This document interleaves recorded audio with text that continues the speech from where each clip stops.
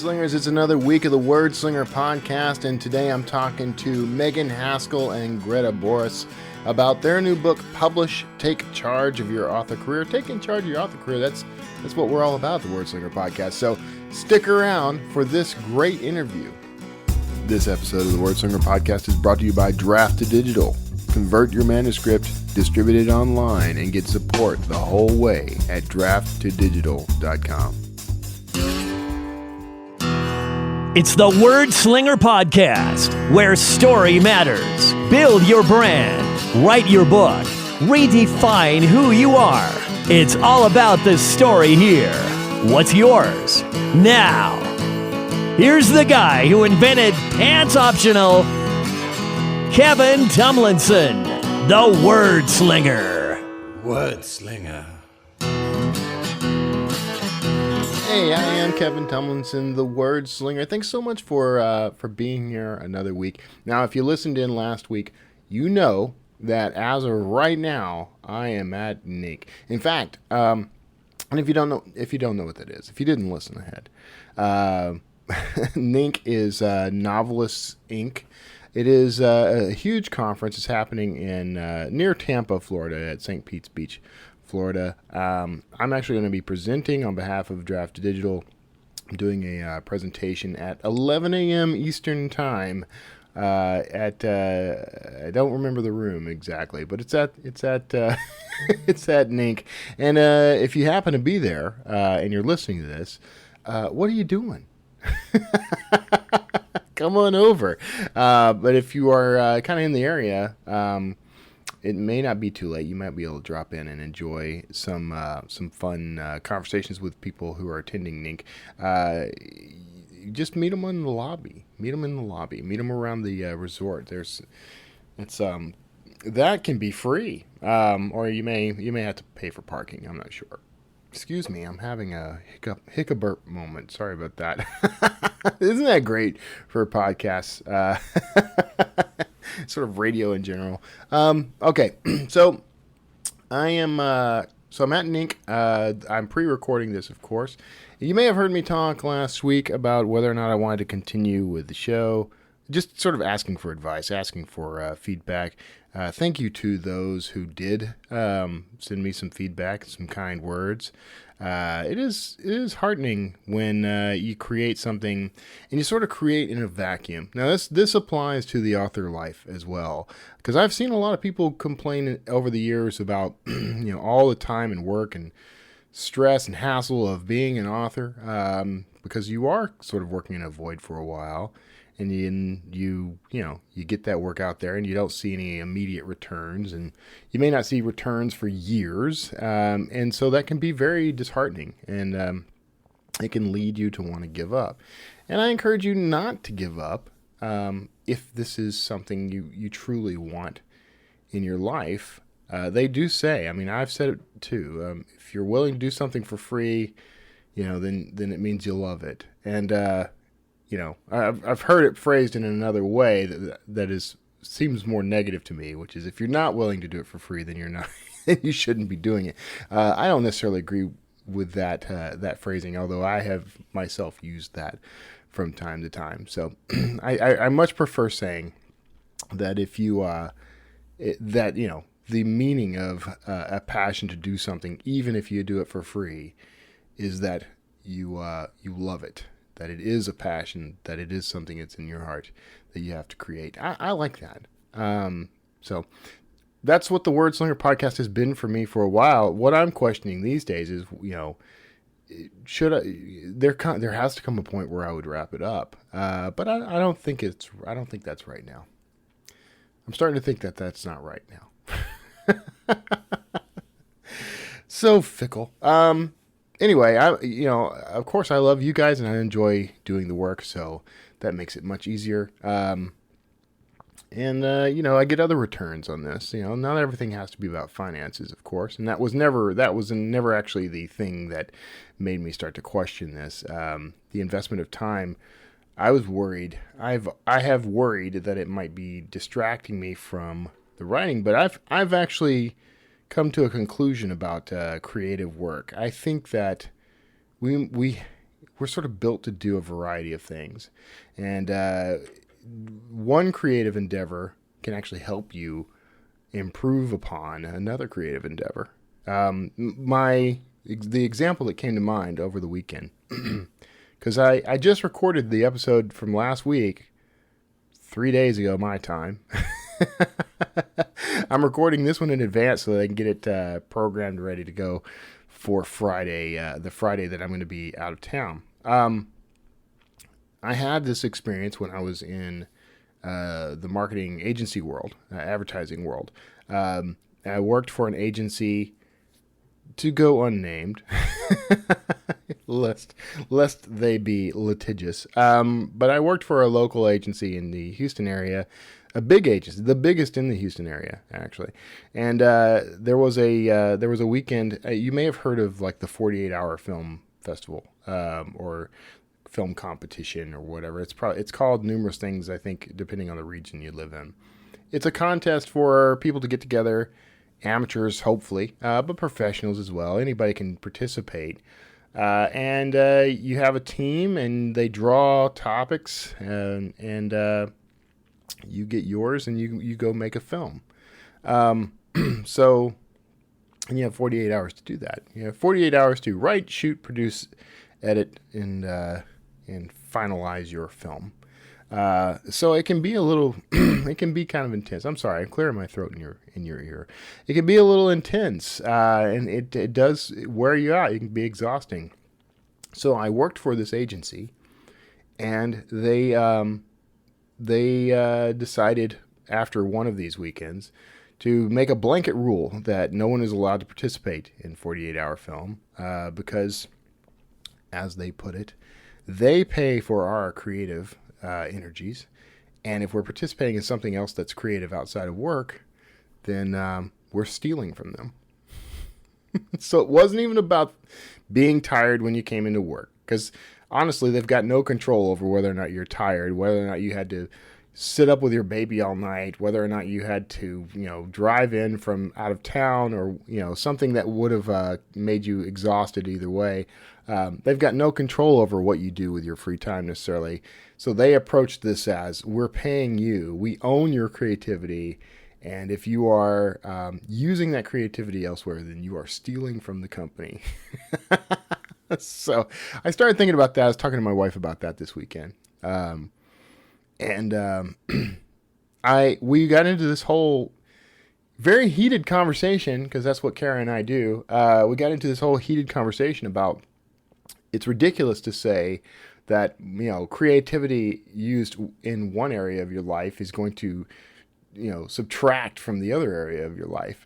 It's not a zero-sum game. Creativity gets fed by other creativity, actually. So that's what we've determined. That's what I've determined. That's what Kara has determined. The more creative endeavors you embark upon, yes, there is a cost in time and energy. Sometimes you can be played out, and sometimes you get burned out. I think I get burned out from time to time. So what we need to do is find a balance, right? I need to find a balance for, producing the show. Maybe I should put the show on hiatus every now and then, which is basically what I did over the past month because of technical issues or whatever. But it gave me a chance to recharge, to come back to it. And once I did it, I actually spent all that time dreading getting back to it. I'll be honest with you. I had this feeling of dread because I didn't want to step right back into what I was doing before, because I was exhausted by it.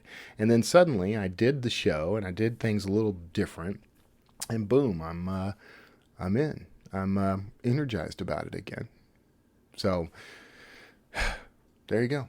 So I think that your creative endeavors do feed the rest of your creative life, and if you can shift your energy to something else for a little while, it can recharge the creative work that you're doing over here where you're burned out. I've right now, some of my books are on hold. I still try to write every day, but I'm in a bit of a slump when it comes to being enthusiastic about the writing. So that happens to people. Maybe that happens to you, and you've been wondering if you're alone. You're not alone. I'm 40 plus books in on this career, and doing pretty well with it. and I get burned out too. I've talked to other authors. I've talked to some pretty hyper successful authors who experience the same thing.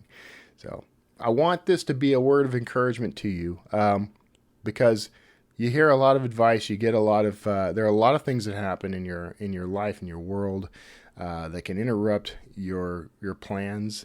And I don't want anybody walking away thinking I'm a failure because I'm not super enthusiastic about writing and publishing right now, or I'm a failure because I just don't have the energy to face the page right now. We talk about coming back to the writing every day. I do think writing is a daily skill you should practice. But I also think that just like anything else, just like becoming a master at playing guitar or, playing tennis or rock climbing, you got to have your downtime too. You got to have that rest. You got to let the field lie fallow for a little bit so that you can come back and replant and grow. You're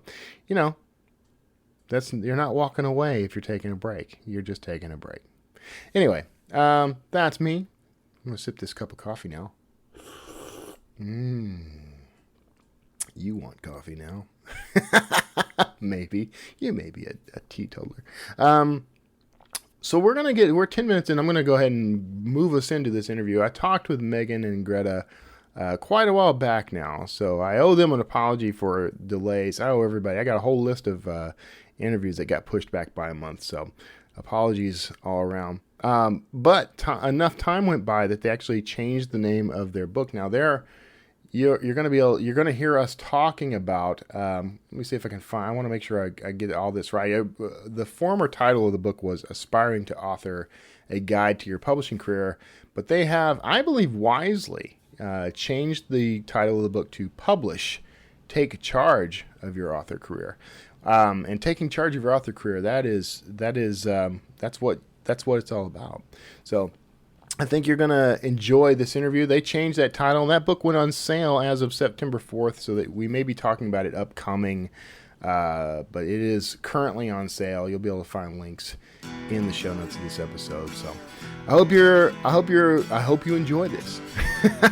I hope you enjoy this interview with Megan and Greta, and I'll see you on the other side. I'm sure I have something pithy to say. So see you there. Hey everybody, thanks for sticking around through the intro. And now this week I'm talking to two people. You get two for the price of one. And I always love doing these kind of interviews. Now this is the first time I've done two people at once on Zoom. So we're gonna see how this works out. I've done it on Skype and it was problematic. So since I've switched programs, we'll see how it works out. But I'm talking to Megan Haskell and Greta Boris. Now they're the authors of. Now did I pronounce the names right? Let me make sure of that first off. You got it. Yep. Good. All right. I took a stab. I didn't verify beforehand. All right. They're the authors of Aspiring to Author: A Guide to Your Publishing Career. They're also the directors of OC Writers, and we're going to talk about all of that, plus their writing careers. So first of all, welcome to both of you. Thanks for being on the show. Thanks for having us. Like I said when we were chatting earlier, it's an honor. I've been listening to you for a couple of years. Well, I appreciate that. You're the one. You're the one who listens. So thank you. You're welcome. So tell me first, the first question I have for you, actually, I want to know what the OC Writers, I want to know what that is. You want me to start, Megan? Yeah, why don't you start, since you were in on the early days. Okay. OC Writers actually grew out of NaNoWriMo. I can't remember what year, maybe a number of years ago, and another author began it, and it started just as a write-in in a coffee shop, and she grew the online community to about a couple of hundred people, and then just was ready to move on and asked me if I wanted to take over. So I did, and only when I got Megan to join me.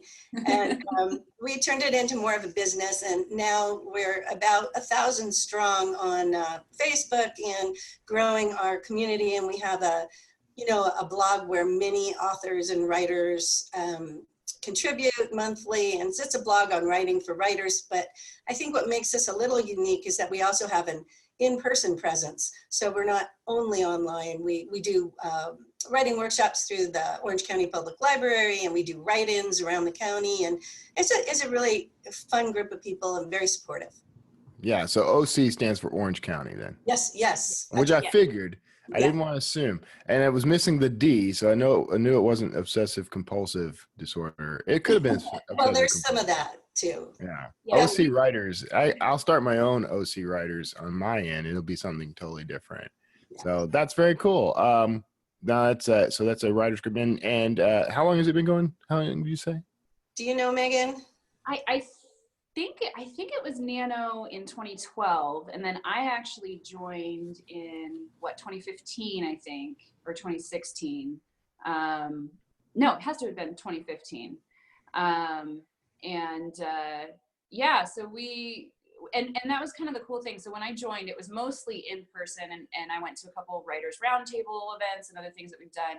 And since we've actually really tried to expand the online presence so that we're not just OC anymore.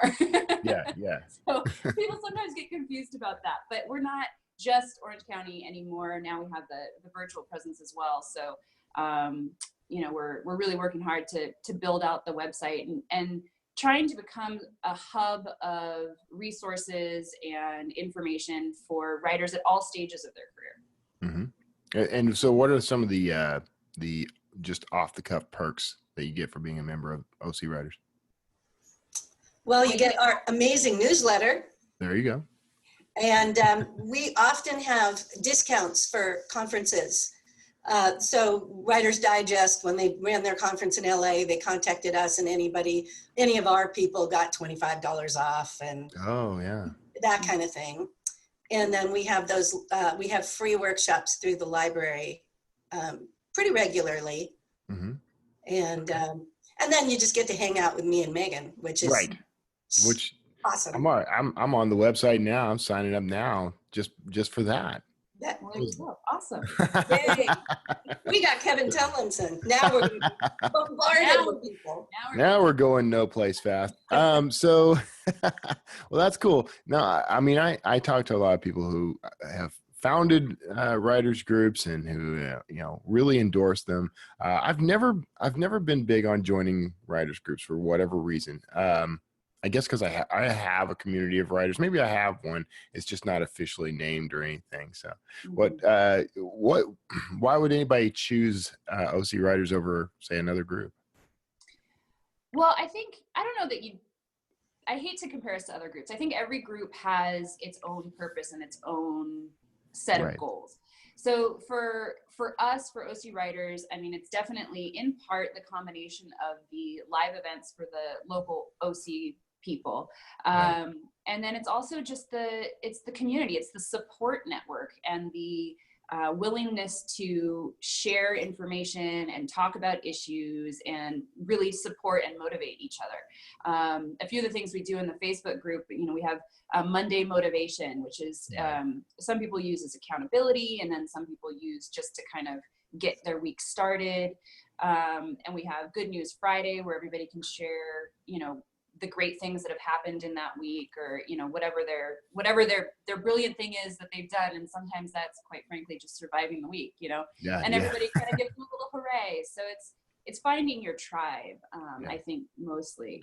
And then with the blog too, we have a lot of really great authors who are contributing monthly or occasionally to share their knowledge, whether that's craft or whether that's marketing, publishing, whatever their knowledge base is, they're sharing that information for free on the blog. And it's just kind of a really neat community, because no one has the attitude that their way is the only way or their way is the best way. Everybody's different and everybody's doing something different. And that's okay. And that's good, so. Yeah. Well, that's and that's really what these things all come down to, is that you want to be a part of a community that's supportive, nurtures you, keeps you accountable. Those are good traits. So now, presumably, with all this exposure to other authors and these programs, that stuff must be, I'm going to just assume, the stuff that sort of informed the book, right? And the book is, I'm going to read the title again. Authors, you guys are the authors of, I almost include that as the title. Authors of Aspiring to Author is the title. Mm-hmm. I Yeah. finally got around to it. So is that drawing on your experience as the directors of OC Writers, or as well as personal experience? Yeah, so it was born out of actually a course that Greta and I taught for the Southern California Writers Conference, Mm-hmm. which the course was actually born out of a weekly challenge that we did for OC Writers. But basically, Greta and I come from different backgrounds, really. She is a traditionally published author. I am indie published. And so we taught this course that was basically trying to help authors who were either had a finished manuscript, just starting out, wanting to figure out what the next steps were, or authors who were considering trying something new as far as their publishing journey. And we wanted to help them with an overview of, there's so much information out there and it's so overwhelming and everybody has great advice and it's all true, right? But it's too much for a lot of people when they're first starting out, especially. And so this is kind of a transitional guide to help authors figure it out. So we taught this course and we didn't have the book at the time. And we got done with the course and everybody goes, okay, where's the book? And so later we had the book. Yeah. There's a lesson for you. You should always have the book ready to go. I learned that a long time ago when I would do speaking engagements. Like I would talk about like 30-day author, but I didn't have the book at the time. I think I probably missed the bulk of my sales by not having the book. Absolutely. That's cool. Yeah.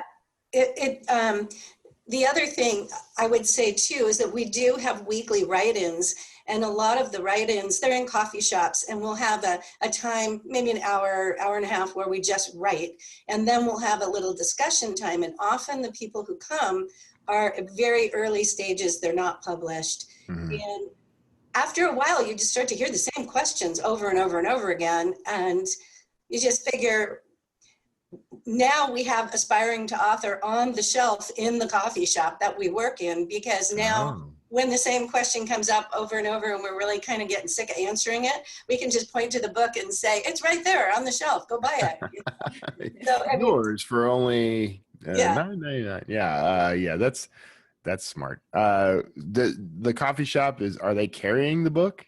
Yes, they're the best coffee shop ever. If you come to Orange County, we will take you there. The owner of the coffee shop is writing her memoir, and she's got bookshelves, and anybody in OC Writers can put their books up for sale, and they sell them. So it's really,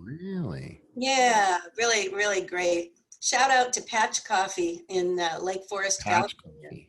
Mm-hmm. Patch Coffee in Lake Forest, California, you said? Yes. Yep. All right. Shout out to them. They're great. I'm taking that as an invitation. I'll be there so that you guys can take me to Patch Coffee. Oh, absolutely. I'm down with any coffee shop. You had me as soon as you said coffee shop. I was coming in anyway.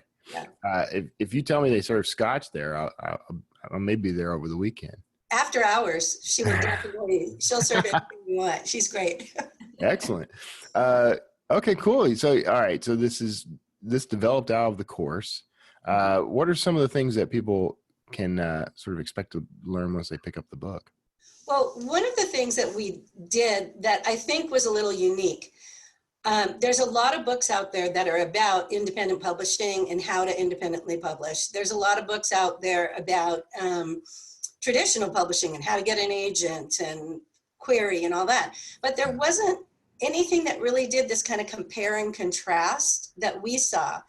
And Megan and I are very different personality types, which is why I wanted her and recruited her immediately. I'm a musician. I can count to 8 and that's about it. Megan is a spreadsheet queen. She's amazing. I mean, we're just very, very different. And so we work really well together. And we began to realize that's one reason I gravitate more toward traditional publishing and she toward indie.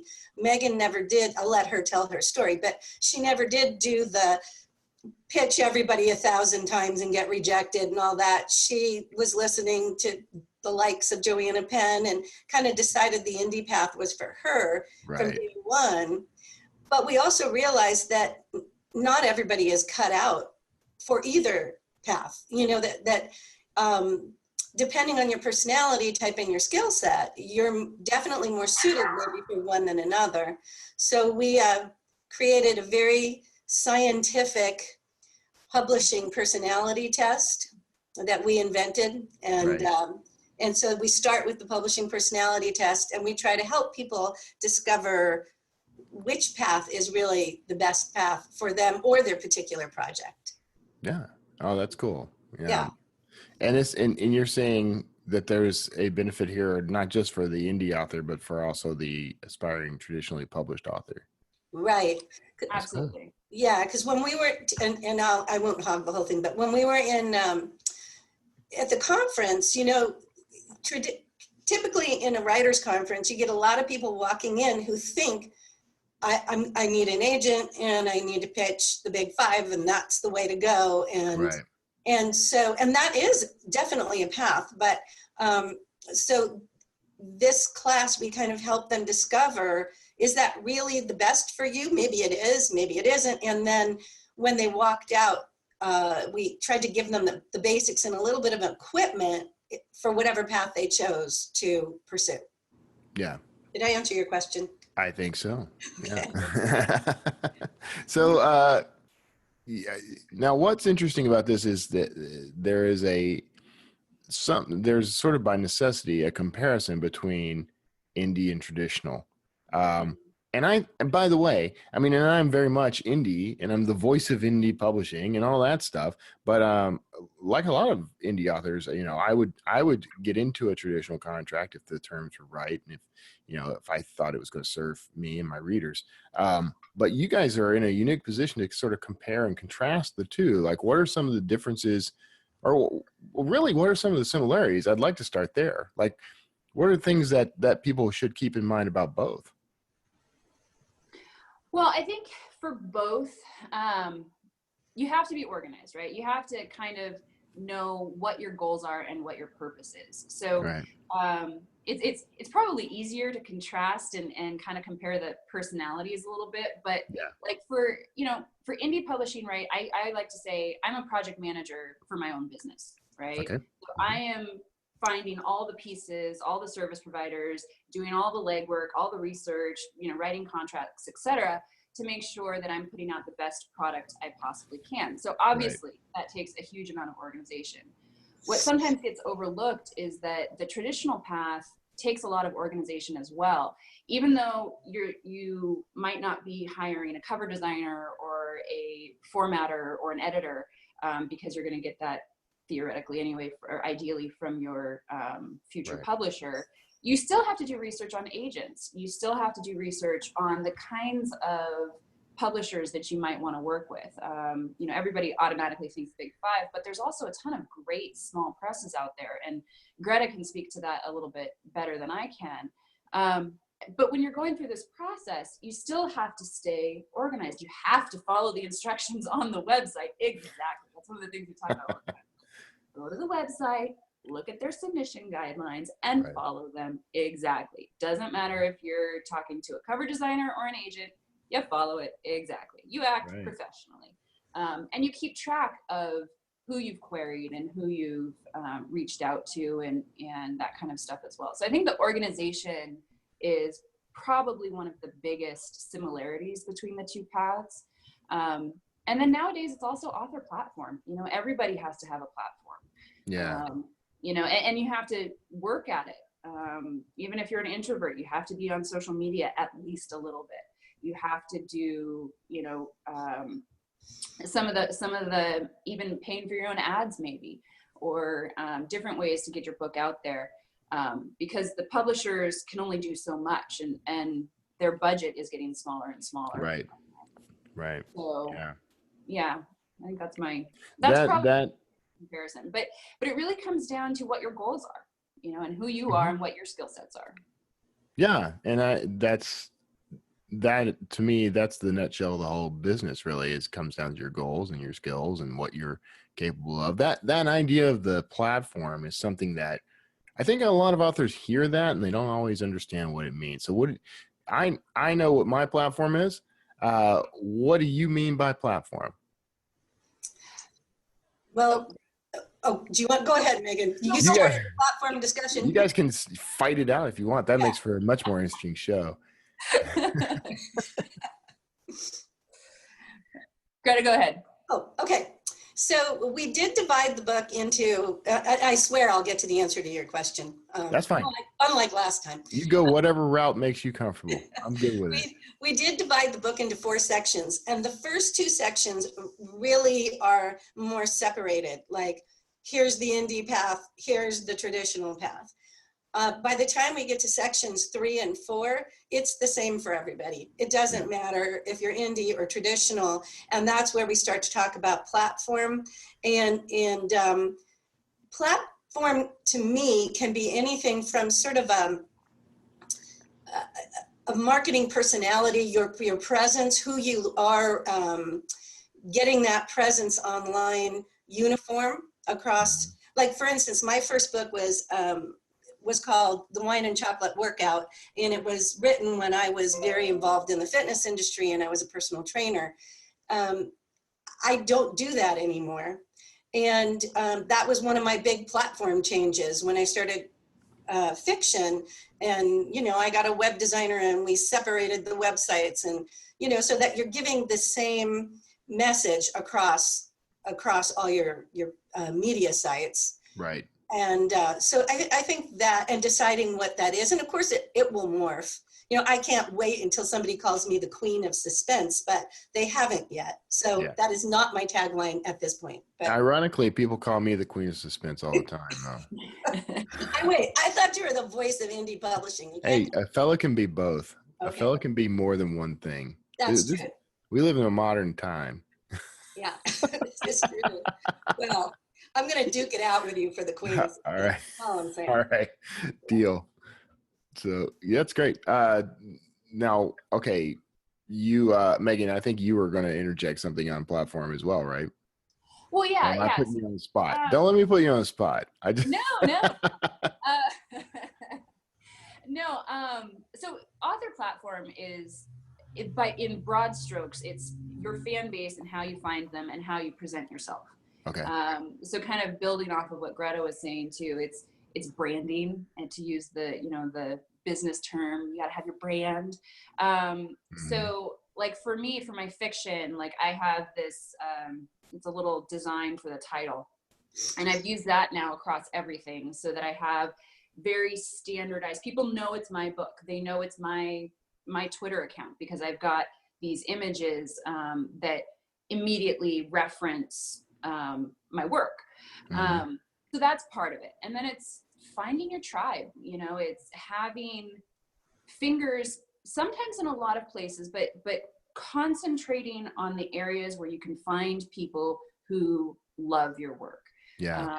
So, you know, I have a Facebook page, I've got a Twitter account, I've got all that stuff. And that's all part of it, but it's really coming down to getting those fans, getting those first reviewers, having them help to spread the word, and starting to build that base of people so that ultimately it's really hard with your first book. I'm going to throw that out there right now. It's practically impossible, I think, unless you've got something very niche and very cool, which I have seen done, but it's hard before you've published that first book to start building an audience. Unless you're on Wattpad, or, I mean, I guess there are other ways to do it, but if you're just There's always magic. There's always sacrificing right. small animals under a full moon, that kind of thing. Exactly. But as you continue to put out more books and grow, what you want to see is that your fans are sticking around. They're not leaving you behind or forgetting about you and your work because you're not online. They don't know where to look for you. So it's having the website, the Facebook page, other things where they can go and always know what's coming out next, and where you can stay in touch, and having a newsletter where you can go out and reach them, and having that continuously grow so that with each book, your launch is better and better.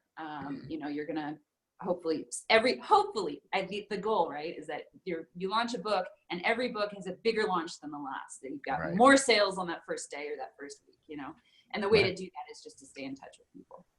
So what one of the questions I get a lot, especially from the crowd I call the will be authors, um, is when they hear that about building a mailing list, building a platform, the first question is like, where do I start with that? So I'm going to pass the buck on that question to you guys, because my answers I think work, but I want to hear what other people say, because this is a tough thing. I mean, it's a tough thing to start building a mailing list from scratch. So how do you attract those first few readers and fans? Well, it's hard because there's a lot of voices out there, and you have to compete. I think one of the things that's worked very well for me, and I think also has worked for Megan, is cross promotion. If you can find authors or join a cross promotion event that write in a similar genre to you, and they're willing to tell their people about you, I think these days that's working pretty well. I mean, if you can get an author who's farther ahead than you to endorse you in some way and share you in some way with their people, that's gold. Yeah. Absolutely gold. And I think that's a big part of it. And then another big part of it, I think, is just consistency. Mm-hmm. The more I had a mailing list for my fitness book before I started fiction, and I thought, oh, I'm going to lose them all. But I sent them all a couple of emails, and I said, I'm not going to be writing about eating chocolate and drinking wine and doing burpees anymore. I'm moving on to fiction, guys. You can come with me or you can stay behind. And I had not that many unsubscribes. I invited them to unsubscribe, and I kept probably at least 3/4 of them. Yeah. So that was a nice start. And then I've been growing it with cross promotion. And then of course I have you got to have something free on your site to get them to tempt them to put their email address in. Let me ask you then, well, how much of that do you figure those readers stuck around because they like you, rather than they were interested in the content you were about to start producing? It's because they like me. Yeah. Really it is, because I can see I probably get more when I run a sale. I have the two lists separated so that I can test them. Right. But I think I get more sales from the people who come in through author cross promotions and things like that than I do my old list. But I have much better open rate from my old list than I do. So I think that sometimes the old list, they just want to keep up with you and what you're doing, and they like you. And I've certainly sold some books to them, but I do think the reader list, it's a different community. They don't really care that I'm taking my dog to the dentist. They just want to know when the next book is and what the price is going to be. My old list, they want to know I'm taking my dog to the dentist. So it's a slightly different community. Yeah, I recently started. I changed my whole approach to my marketing as far as my list, and I started doing more like telling them I'm taking the dog to the dentist kind of stuff. And what I noticed was that my open rates have increased, my click through has increased, engagement has increased, even sales, everything has increased since then. So I think you're onto something with the dog dentist stuff. You know what? I'm going to write a blog post about it now. You just convinced me. That's you want to write one for Draft to Digital? On my dog to the dentist? Yeah. I'd love to. Absolutely. Yeah. This is an open invitation live on air. So I'm committed. I'm committed now, but I would love to see that. I think our authors would love to see that. So okay. Just throwing that out there. That's neither here nor there. I'm propositioning people on air. What's that? I said I'd be happy to do it. It sounds like a real challenge. Yeah. How to work dog to dentist around with writing. I mean, that's a good brain tweaker. I like it. Yeah, I think that'd be fun. Yeah. Megan, what about your community? Like how did you start and how did you build your group? So for me, when I released my first book, I, of course, had basically zero audience. So what I did was I released a short story along with it. And I did put it up on Amazon. It is still available on Amazon for 99 cents. Mm-hmm. But if you went to my website, you could get it for free. And that's how I got people onto my newsletter. Right. But my advice is always start where you already are. So if you are a big Twitter user, and I'm not, but if you're a big Twitter user, start there. Start talking about your writing. Start talking about your projects. Start talking about your habits. When do you write? Why do you write? What's going on? And you'll start to attract those followers. And then as you get good at one social media site or one avenue, start expanding into others. So you got your Twitter followers or whatever. Now say, hey, I just opened up my website. Come check it out. And oh, by the way, sign up for my newsletter. Right? So you start to bring those people to you rather than just to Twitter or to Facebook or whatever it is. Right. So start with what you already like, and then slowly add on new things. Try them out one by one. I mean, I've played around with Pinterest. I had like image boards for my books, and I've kind of fallen off. I never really had a great audience there. I've tried Instagram.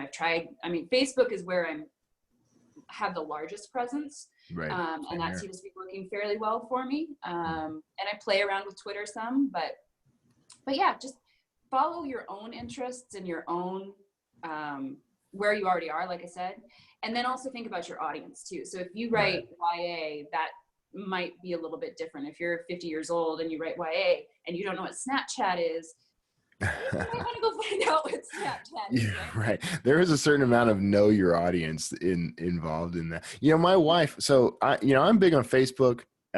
Twitter I like, and I used to be much bigger on Twitter than I am now, but I'm starting to kind of dip back into Twitter actually. But my wife is all about Pinterest. And she's all about, those things. And she has tried for years now to get me to start posting stuff. She'll read an article that says, so-and-so author has 1 million followers on Pinterest and sells 1 million books a month or something. And so now I have to be on Pinterest. I just cannot. I'm a pretty tech savvy guy, but for some reason Pinterest eludes me. Like I just can't get into it. It's so confusing to me. My publisher, we use Pinterest just for covers. Mm-hmm. So I'm always supposed to put up, inspirational pictures on Pinterest so that the art director can go and check them out and see what I'm thinking about for the next book cover. Right. And it's such a project because I can't figure out how to get it in the right board. And then I'm a complete idiot on Pinterest. Yeah. One more thing though about platform building, I wanted to bring up kind of a dirty subject with a lot of authors. So I'm going to go. I like dirty subjects. Controversial on you guys, but in-person events, I think if you are not completely shy and introverted and terrified, in-person events are a good way to pick up followers too. And it's a different kind of follower because they feel committed. They feel kind of like they know you.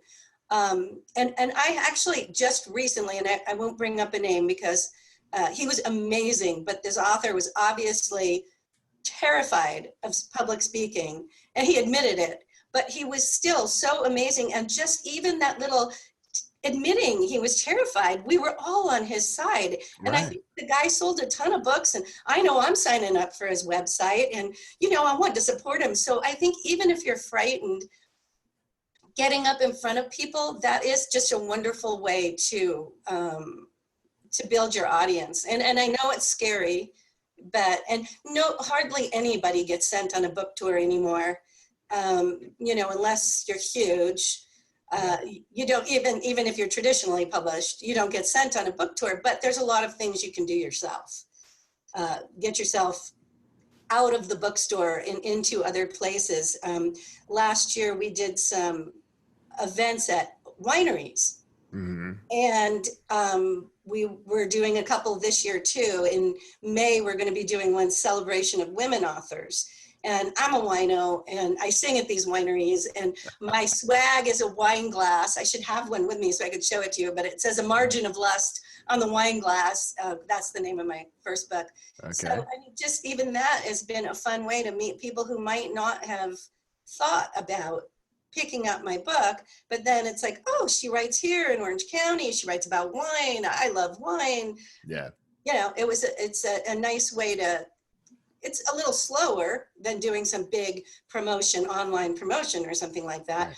But I think the people you do pick up are they feel committed to you in a different way. Right. Yeah. Well, it's more personable, right? Which is something I'm very much, that's my buzzword right now, is personable. Like everything I do is geared toward having that very personal feeling relationship with the reader, because they do respond to that. And Yeah. of course, I'm a ham. Everywhere I go ends up being an event because, and my wife rolls her eyes, but you know, if we go to get the car serviced and we're sitting in the waiting room with 100 people waiting on our cars, you know, give me 10 minutes and that's basically it's as good as a book signing.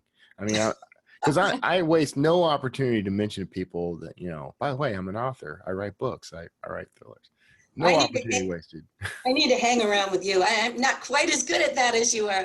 I would like to follow you around for a couple of days and pick up your techniques. Well, carry cards with you, because I never remember to do that. Bookmarks. Bookmarks. Right. It's just cumbersome to carry that stuff. Yeah. Well, easier if you have a purse, but no, I actually handed out bookmarks at my martial arts class the other day. Oh, excellent. That's excellent. Yeah, no, that's in the, I think there are these little pockets of opportunity that we need to somehow be prepared for. It is the business card or the bookmark. You know, that's something that's very handy. If you happen to have a stack of those with you, that's very handy. It's just, you know, but that's one of the reasons, you know, I try to keep a couple of URLs memorized that I can just rattle off to people. That doesn't always help though, unless they've got, I swear to you, there's got to be a solution, you know, something I can just send you from my phone while we're sitting there. It's got to be something. If you invent that, I'll invest. And we can start a business, because I think that would be a really great way to do it, to just, you know, somebody's interested, just have something you could send them right then and there on their phone. Yeah. You know? Yeah, because everybody's got a phone. So. Mm-hmm. Well, so you guys, and we're getting close, and I want to wrap things up, but I wanted to talk a little bit about both of your fiction careers as well. Now, the two of you don't write in the same genre, I don't believe, right? No. Not. I'm seeing, no one else can see this, but I'm seeing heads shake. So I'll let you guys thumb wrestle on who wants to go first, but I'd love to hear about what you guys write regularly. Why don't you go first, Megan? Because I just did a bunch of talking. All right. Trying to take turns and play nice. So I write the Sanyare Chronicles, which was probably not the best title choice, but one of my early mistakes, but I loved the word. So anyway, Sanyare, it's Sanyare Chronicles. And it's basically, it's kick-ass female heroine fantasy adventure. And so we start book one with Rie, who is a human who has been raised by elves in the High Court of Fairy. And she's treated as a kind of a servant or almost a slave. But then she's framed for treason. And so she has to go on this adventure, this quest to find out, you know, her true heritage and why she was targeted. So it's an adventure story, it's a quest kind of coming of age story to start out with. And there are 3 books in the series so far. I'm working on the 4th right now. And then I also have a series of short stories that are going to slowly be coming out over the next couple years, featuring the early adventures of her mentor, Lord Garamain. And so that actually starts, I'm in an anthology that's set to release here in a couple weeks, and it's the Ragged Heroes Anthology. And then if you sign up for my newsletter, after the anthology comes out, you get the 2nd short story for free. So that's my site. Yeah. Excellent. That's I'm looking at your site right now. That's why I went all vacant on you. Side question: is your site built on Squarespace? It is. Okay, I could tell by mine is too, and I could tell by the little splash page open thing that you had. So yeah. I'm a big fan of Squarespace. So I am too. I really like it. It's really easy. I do sometimes struggle with the imagery, especially like on that opening page, because if you view it on, you know, mobile versus, you know, your desktop or whatever, it shifts sometimes funny. Yeah. But which actually always, my husband's a software engineer and has designed some websites and stuff, and it always drives him nuts. But Yeah.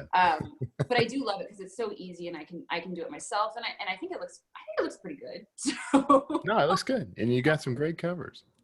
thank All you. right.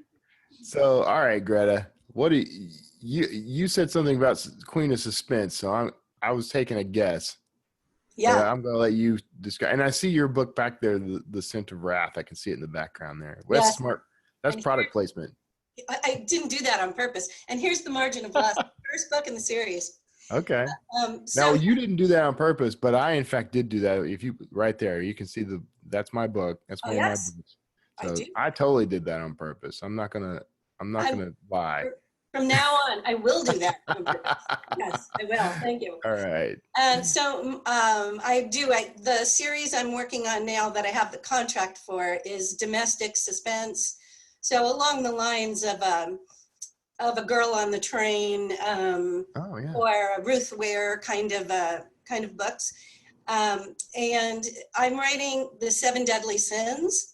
So the first book is The Margin of Lust, and that is about and all of them take place in Orange County. I like to say that my work is kind of like a Real Housewife of Orange County meets Dante's Inferno. Okay. Also kind of like my life. So yeah, so the first book is A Margin of Lust, and it takes place mostly in Laguna Beach, and it revolves around real estate. The second book is called The Scent of Wrath, the one you see behind me. That one moves inland a little bit, and it's about a single mother who is being left very strange messages, and she thinks stalked, and she's trying to protect the life of her son. And so it's sort of a mother-child suspense. And then the one that I'm doing edits on and turning in now, which will be out in August, is The Sanctity of Sloth. Coming up with these names, I got to do one book per sin. And that one takes place mostly in the San Juan Capistrano mission, and it's a little unusual, a little bit more of an unusual premise. I'm very excited about it. And if you've ever been to any of the California missions, they're just so atmospheric. And so that one is, a lot of it is set there. So, Yeah. that's, and of course, you know, like every author, I got a bajillion ideas for other mystery series and things I want to write. So Yeah. just got to write faster.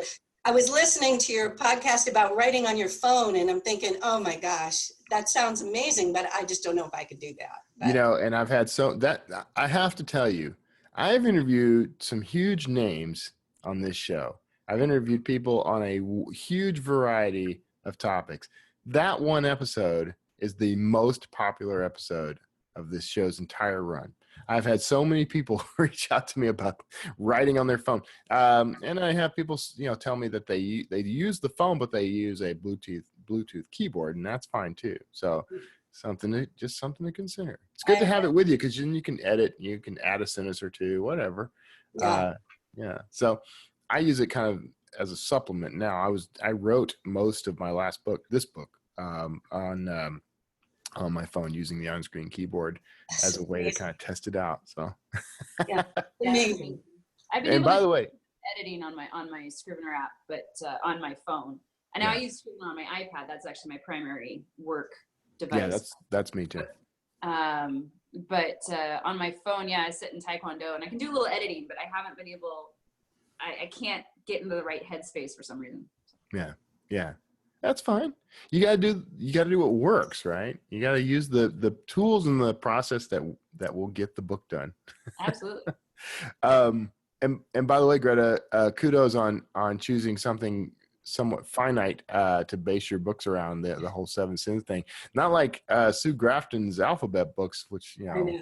may she rest in peace, but we'll never see Z. I know. I find that so tragic. And that her family won't, because I thought she had some outlines going for Z, but they won't allow any ghostwriter to come in and help. But I just think that's wrong. I know. I agree. In my 7 Deadly Sins series, each book has its own protagonist that's introduced in the book before. Okay. because I never felt like I had a character yet that was interesting enough to carry a series. But I think I do, and I think I'm about to start one. But I am thinking about that, like give myself some kind of a finite number, Yeah. because you're right, it can just drag on and you can get really bored with it. And I don't know how Lee Childs can keep doing it, you know? He's got a lot of rage. He's fueled by whiskey and cigars and It's Red gotta Bull. be, yeah. So, all right. Well, okay. Well, we're at time. We're going to wrap up. I appreciate both of you taking the time to chat with me. Where can people find you guys online? I'm at, oh, we're both talking. I'm at gretaboris.com, which is my name, and that's pretty easy. Okay. Yeah, and I'm at meganhaskell.com, so same. And then together for Aspiring to Author, we are at aspiringtoauthor.com. And then Excellent. there's also ocwriters.network, which, yes, I wish we had the .com, but we don't. So network. Okay. All right. .network. Actually, .network. .network. Yes. Oh, that's interesting. Oh, I didn't even know that was a domain name. Well, you have to be super intelligent to join OC Writers, and that was right. a correct question. You know, if you can't remember ocwriters.network, well, then maybe you just don't have the smarts. Maybe you're not in. Yeah, I'm totally. Yeah. Who knows if I'll make it now? Who knows? You will. Well, we're a network of published and aspiring authors. There you go. So, There you go. there you go. You brought it back around. All right. Yeah. Okay. Well, of course, everybody listening and watching, go check out those domains. You'll find all those in the show notes. Don't worry if you didn't have a chance to write it all down. Right this second, you're probably hearing the groovy bridge music. You may dance in place at will. And thank you to my two guests for taking the time to chat with me and be on the show. Thank you so much, guys. I really do appreciate it. Well, thank you for having us. This was great. This was a lot of fun. Yeah, a lot of fun. Thank you. Hear your book the way it was meant to be heard. With a fully custom soundtrack based on your material. An album of music that perfectly fits your characters, your settings. Hear your book today. SonataInscribe.com.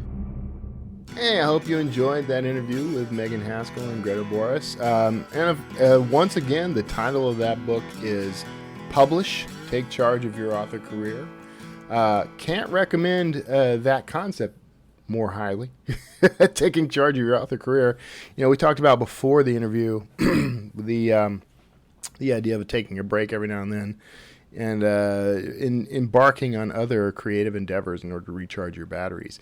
And I think that is, that's astoundingly important. I think that when we become authors, particularly the flavor of author that we are, because if you're listening to this show, I'm going to just, to make up a number entirely, as my father would say, I'm going to say there's a 99% chance that we are the same type of author. Not that we write the same genre, not that we, not that we have similarities across the board, but that the way in which we've pursued an author and publishing career is very similar.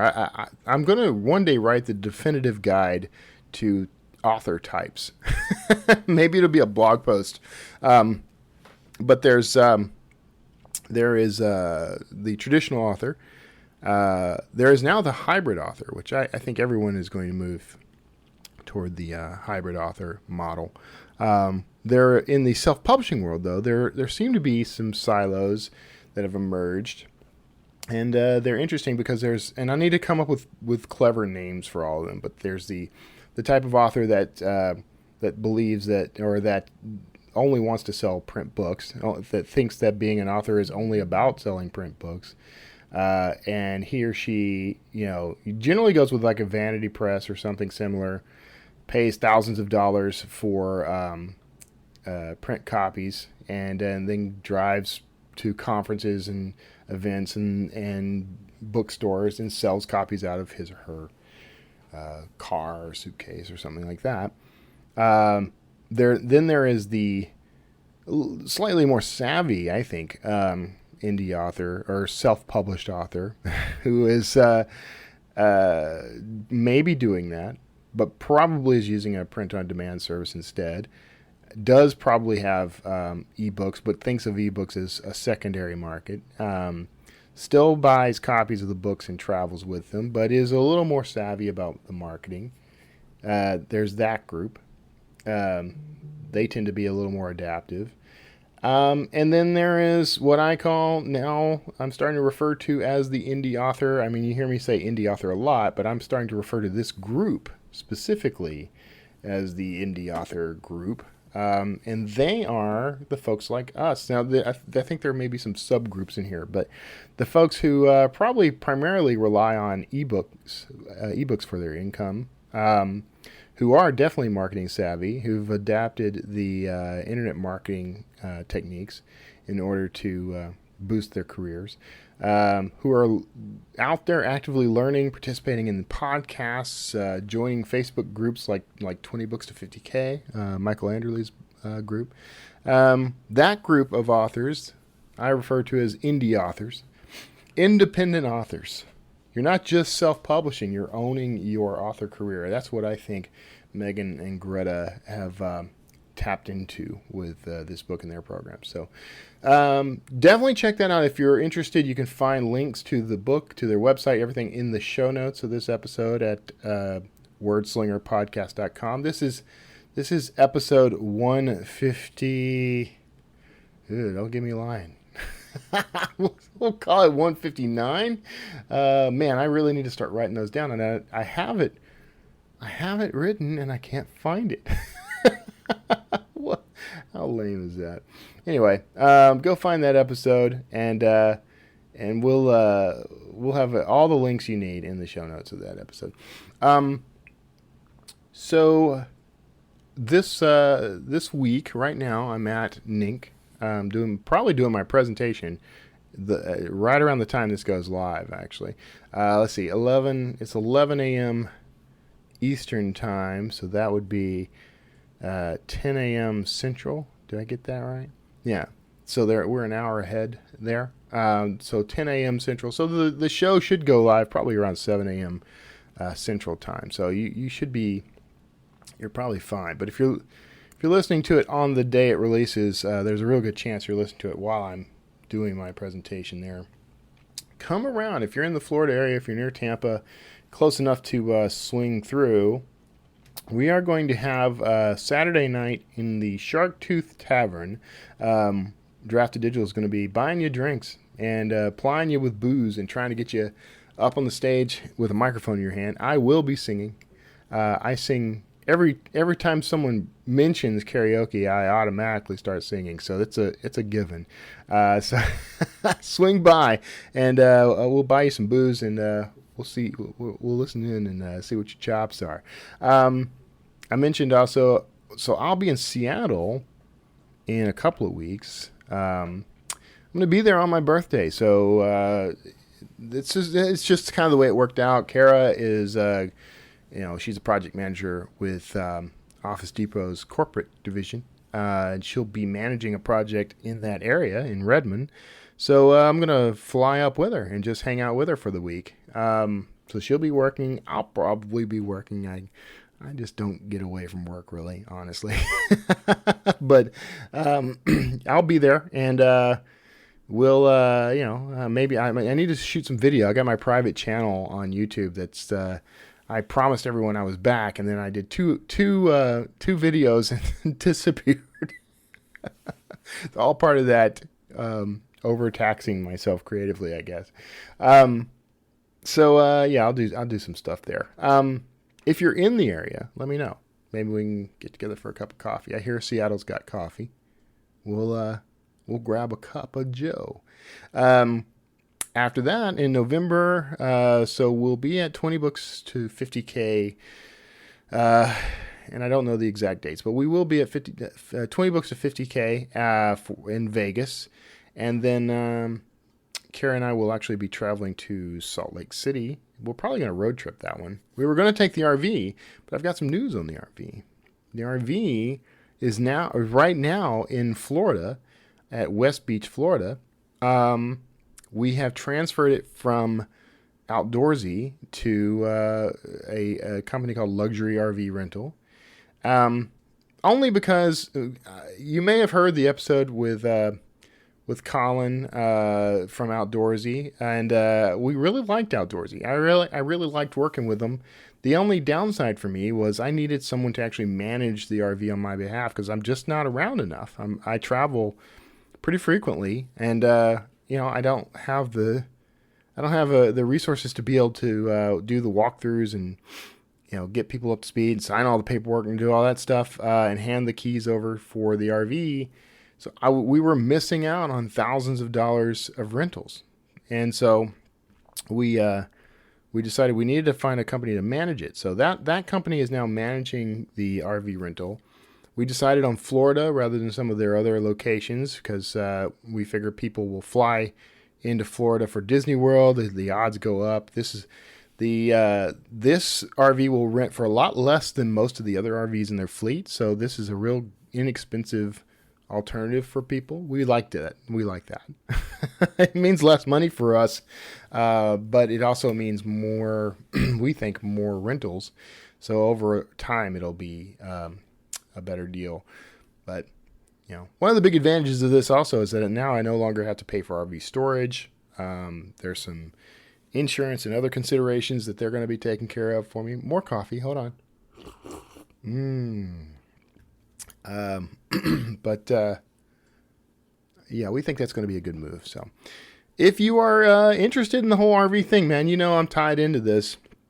I've been talking to Joe and Kate Russo, who are in China right now, which is fascinating. I can't wait to start seeing some of the videos they produced there. I know they were kind of taking a little hiatus from production for a bit too. So see, it's going around. I'm telling you, everybody needs a break every now and then. All right. After November, I think we're pretty clear. I'll have the holidays. I'm probably going to put the show on hiatus for the holidays because it just gets too, I do this every year, honestly. So this is nothing new, but it just gets a little difficult to produce the show over the Christmas break, Christmas and New Year's. Even around Thanksgiving, basically. From around Thanksgiving to after New Year's, it can be a little tough. But we'll see what we can do. We'll see how we can make things work. I after taking the break that I did, maybe it's a little unfair to not pop back up, so we'll see. But then in February is the next conference, I believe. I'll be going to Smarter Artist Summit, the final Smarter Artist Summit, the last of its kind. The last of its breed. So if you're able to make any of these, I would love to see you. Come look me up. Ask me questions about Draft to Digital, about Wordslinger podcast, about my own work, whatever, or just let's chat. And I can buy you booze and stuff at most of these things. So it's on me. It's on Draft to Digital, actually. If I'm traveling on behalf of Draft to Digital and we happen to be in a bar, I will buy the drinks. There you go. So pop on by. That's pretty much it. We're going to go ahead and wrap things up. Let me know what's going on in your world. There anything I should know about in the indie publishing world? There's some really interesting stuff happening right now. Amazon is shutting down or has shut down CreateSpace and migrating everything over to KDP Print. So that's big news. I may not be doing the news segment anymore, but I don't. That doesn't stop me from knowing things. So you got stuff like that going on. There's a whole lot of things, man. There's a lot of swirling stuff happening in the indie publishing world, and maybe we'll dip into that. Upcoming, I've got some interviews in the can that are going to make for great shows for you. I'm talking to soon, and I'm going to time this to release pretty close to November. So look for this in October, maybe in the next couple of weeks. But I talked to Grant Faulkner, who's with NaNoWriMo. We were talking about what his role there and the program itself. Everything you ever wanted to know about NaNoWriMo. I got a chat with Matthew Thrush, my good friend. He's a 6-figure ghostwriter. He's going to tell you all about how to get into that line of work if that's something you're interested in. I'm bringing back Christian Brown. You may remember him from a previous episode. He's a fantasy writer. He's got some cool stuff. I interviewed Jack Carr, who is kind of new to the scene, but he's a big hit in the thriller world. Kind of a, we'll say he was mentored by Brad Thor. he's come in. He's doing fantastic, and I can't wait to get that interview out in front of you. I talked to Michael Anderle again. I got Nick Thacker. We're talking about his Sonata and Scribe, so you're going to want to hear about that. You hear commercials for that in the episodes now. Sonata and Scribe is a cool service where he'll create a soundtrack for your books. So more people than I can name off, honestly. So got to get cracking. We're going to get some episodes recorded and get them out to you. So hope you're excited. Again, if you've got, if you want to pop in and tell me anything, tell me what you're getting out of the show.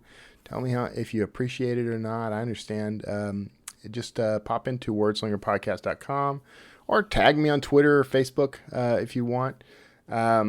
Look me up. If you look up Kevin Tomlinson, you're going to find me no matter what platform you're on. I'm pretty much on all of them. So hope you enjoyed this episode and this interview with Megan and Greta. And please go out, pick up their book.